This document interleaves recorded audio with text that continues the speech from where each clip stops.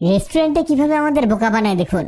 তারা চিপস দিয়ে এমন একটি জিনিস রান্না করে যা কিনে খেতে আমাদের অনেক টাকা ব্যয় করতে হয়, অথচ বাসায় বানাতে চাইলে খুব কম খরচে বানানো সম্ভব। কিভাবে দেখুন। এখানে চিপস হিসেবে পপার্স নিতে হবে, আর এই চিপসের প্যাকেট খুলে একটি বাটির মধ্যে ঢেলে দিতে হবে। ঠিক একইভাবে আরেকটি প্যাকেট নিতে হবে, কারণ এখানে প্যাকেটের মধ্যে খুবই কম চিপস থাকে, তাই দুটো হলে ভালো হয়। এবার গরম পানির মধ্যে দিতে হবে লবণ, 1 চামচ লবণ দিয়ে এতে দিব তেল। এখানে 1 চামচ সয়াবিন তেল দিতে হবে, আর এর মধ্যে দিয়ে দিব 1 বাটি পাস্তা। এখানে এই পাস্তাগুলোকে সিদ্ধ করে নিতে হবে। আপনি মশলার দোকানে অথবা মুদির দোকানে এমন পাস্তার প্যাকেট পাবেন, আবার চাইলে খোলা পাস্তাও নিতে পারেন, দামও খুব একটা বেশি না। আমাদের পাস্তা সিদ্ধ করা হয়ে গেছে। এই দেখুন, যখন পানি কমে আসবে আর পাস্তাগুলো এমন হয়ে যাবে, ঠিক তখন এগুলোকে তুলে নিতে হবে। তবে এর মধ্যে থাকা পানি ফেলে দিবেন না, এটাকে পরে কাজে লাগানো হবে।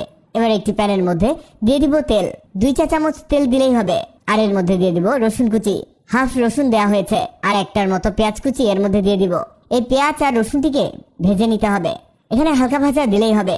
এখানে ব্রাউন কালার না আসা অব্দি নাড়তে থাকতে হবে। এটার কালার এমন হয়ে আসলে এতে সেই পাস্তার এক্সট্রা পানিটিকে ঢেলে দিতে হবে।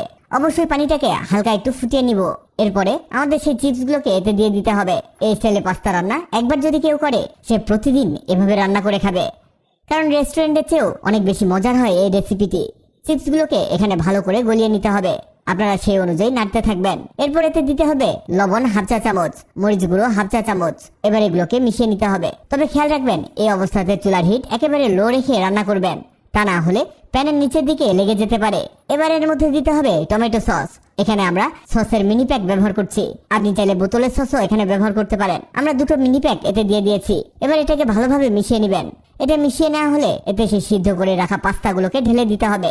এখানে আরো কিছু জিনিস অ্যাড করতে হবে। এটাকে রান্না করে নিয়ে এতে দিতে হবে 1/2 কাপ দুধ।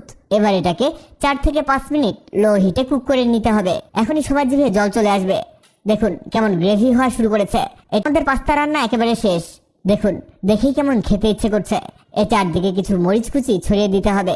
দেখুন, একেবারে রেস্টুরেন্টকে হার বানানোর মতো পাস্তা হয়েছে। আর এর টেস্ট এতটাই দুর্দান্ত হয়েছে যে একবার খাবে সে এর প্রেমে পড়ে যাবে। ভিডিওটি আপনার কাজে আসবে, তাই দ্রুত খুঁজে পেতে টাইমলাইনে শেয়ার দিয়ে রাখুন।